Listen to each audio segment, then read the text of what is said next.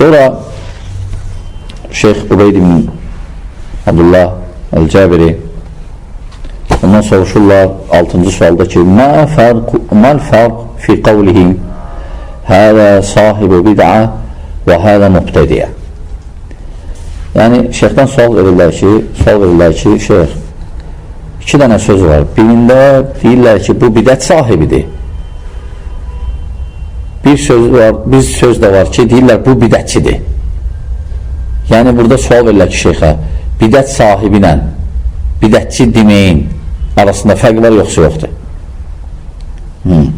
Bu da mühüm sualdır. Çünki hərdən görürsən ki, qardaşlar, necə təkfir? Bidət də təkfir kimidir.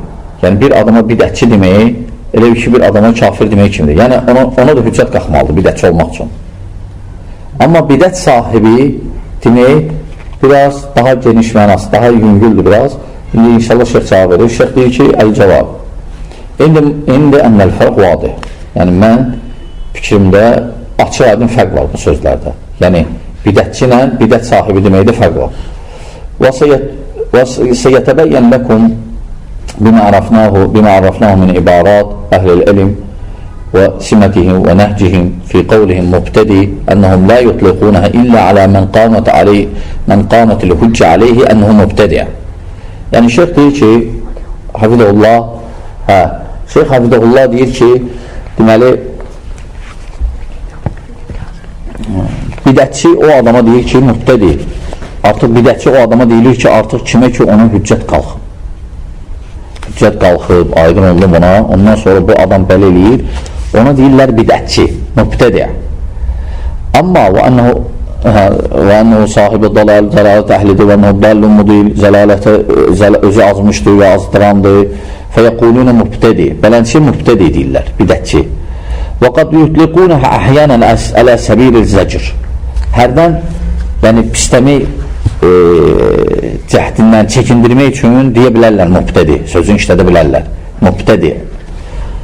Amma qavli sahibi, amma bidət sahibi demək, bidət sahibi فإنه لا يشترط فيه إقامة الحجة بما يقولون إنما يقولون هذا صاحب بدعة. Yəni bidət sahibi bidətçi demək deyil. Sadəcə bidət sahibi, yəni deyirsən ki, əməllərində bidət var. Aydındır, sözlərində, əməllərində, minhəcində bidət var. Yəni yartaqıbül bidə, yəni bidət edir, bidət edəndir. Fəhiyyə am. Amma mübtədi fəhuvə xas. Fəfatanu lihədə barakallahu fikum.